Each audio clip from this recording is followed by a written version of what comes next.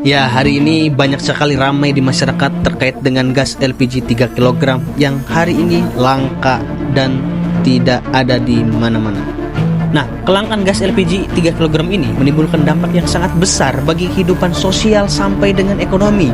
Masyarakat yang harus bergantung pada gas LPG untuk kebutuhan sehari-hari, khususnya untuk rumah tangga dengan ekonomi yang rendah, kini terpaksa membeli dengan harga yang lebih mahal atau mencari bahan bakar alternatif yang lain yang tidak efisien dan lebih mahal. Kelangkaan ini juga meningkatkan beban hidup mereka yang sudah terbebani dengan biaya hidup yang sangat tinggi. Dampak sosial dan ekonomi dari kelangkaan gas sangatlah besar, mengingat banyaknya warga yang bergantung pada gas LPG untuk kebutuhan dasar mereka.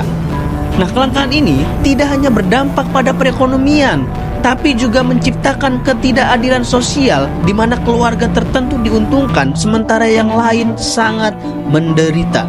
Ketidakmerataan distribusi ini mengindikasikan adanya ketidakteraturan dalam pengelolaan barang subsidi yang seharusnya lebih terjangkau bagi masyarakat bawah, tetapi ini justru menyulitkan bagi masyarakat bawah. Kita lihat hari ini ada ibu-ibu 60 tahun yang telah meninggal diduga akibat kelelahan setelah membeli gas LPG. Untuk hal yang seperti ini, apakah tangan-tangan pemerintah bertanggung jawab terhadap hal ini? Apakah pemerintah akan mampu bertindak gagah dan bertindak bijak bahwa itu adalah kebijakan yang salah dan kita harus ubah karena sudah menelan korban jiwa? Karena regulasi yang diatur oleh pemerintah ini tidak jelas asal-usulnya.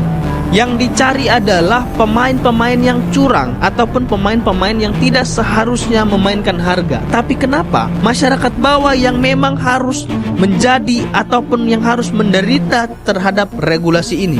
Seharusnya regulasi yang dikeluarkan pemerintah haruslah yang berkeadilan untuk masyarakat, yang memudahkan rakyatnya untuk mengakses gas LPG untuk kebutuhan dasar setiap hari. Tapi dengan adanya kebijakan yang seperti ini menimbulkan pro dan kontra, karena masyarakat akan jauh lebih susah ketika membeli gas LPG. Salah satunya dengan menggunakan KTP, kemudian juga harus mengantri ke pangkalan atau ke agen, karena tidak semua daerah memiliki pangkalan dan agen.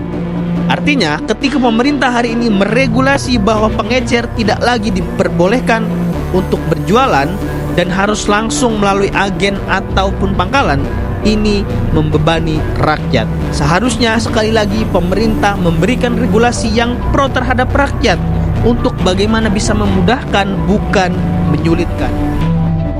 Sejak tahun 1968, masyarakat Indonesia telah diperkenalkan dengan LPG, dengan brand LPG yang dikeluarkan oleh Pertamina. Pada awalnya, LPG dipasarkan Pertamina untuk memanfaatkan produk samping dari hasil pengolahan minyak di kilang, sekaligus sebagai bahan bakar alternatif yang lebih bersih untuk memasak selain dari minyak tanah.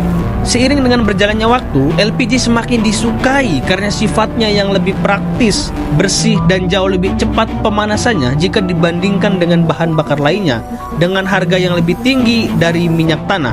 LPG merupakan bahan bakar yang populer di kalangan masyarakat menengah ke atas pada waktu itu.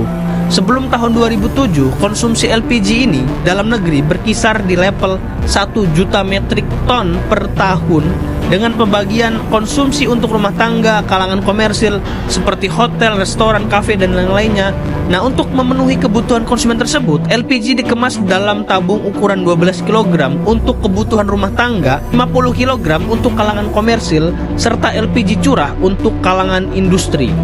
Selain varian tersebut, Pertamina juga mengeluarkan LPG dengan merek dagang lainnya, yakni EAS Gas dan Bright Gas sebagai LPG kelas premium dengan layanan prima.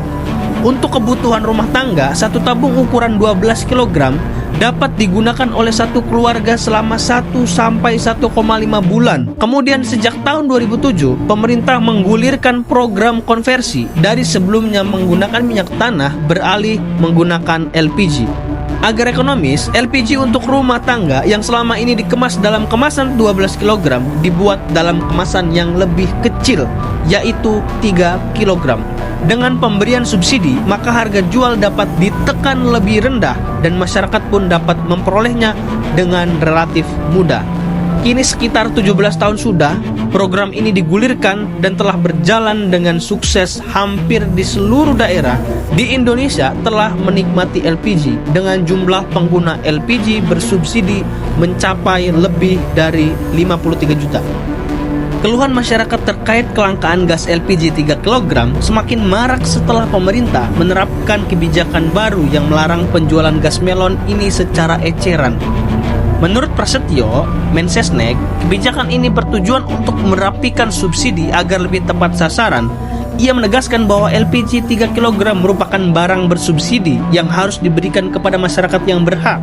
Ia menilai dan berharap subsidi ini diterima oleh yang berhak, bukan untuk menyulitkannya. Namun, pada fakta di lapangan, hal ini menyebabkan antrian di mana-mana dan kelangkaan terjadi di berbagai daerah. Artinya, ucapan ini tidak bisa dijadikan tolak ukur atau landasan sebagai sesuatu hal yang memang benar. Karena pada faktanya di lapangan, hal ini bukan memudahkan, justru menyulitkan. Menurut Menteri SDM, Bahlil Lahadalia menyatakan bahwa pemerintah tidak bermaksud untuk mempersulit masyarakat dalam membeli gas LPG 3 kg. Bahlil menyatakan bahwa pemerintah hanya memperbaiki kebijakan penjualan gas melon supaya tepat sasaran. Tapi, Bapak Menteri yang terhormat, kebijakan yang Anda buat justru menyulitkan masyarakat. Seharusnya, kebijakan pemerintah ini tidak menyulitkan, justru malah sebaliknya. Seharusnya kebijakan pemerintah adalah memudahkan. Pemerintah mungkin memiliki tujuan yang baik, tapi caranya yang harus diperbaiki. Carilah sampel-sampel itu di daerah yang jauh dari pusat kota, sehingga kebijakan yang dibuat sesuai dengan data di lapangan, karena tidak semua daerah memiliki agen dan pangkalan gas LPG. Kalau kebijakan ini dibuat supaya tepat sasaran dan bisa dikontrol harganya, tapi dengan seperti ini malah membuat masyarakat lebih susah. Karena biaya yang dikeluarkan lebih mahal karena harus membeli jauh, antri, dan membutuhkan banyak waktu sampai mengeluarkan biaya tambahan untuk membeli gas LPG. Karena jauh, yang harusnya pemerintah harusnya mempermudah, tapi dengan kebijakan pelarangan penjualan oleh pengecer dan dipusatkan ke agen atau ke pangkalan, justru itu mempersulit masyarakat. Kemudian banyak narasi yang bertebaran di media sosial, seperti bagaimana kalau kita lagi masak di jam 10 malam, kemudian gasnya habis, apakah pangkalan dan agen ini buka 24 jam? Tentu kan tidak. Padahal ketika penjualannya ini di warung akan jauh lebih mudah dan menghemat waktu. Gas LPG 3 kg ini dialokasikan untuk masyarakat yang tidak mampu. Tapi kenapa pemerintah justru menyulitkan dengan mempertegas masyarakat tidak mampu lewat kebijakan yang semrawut ini?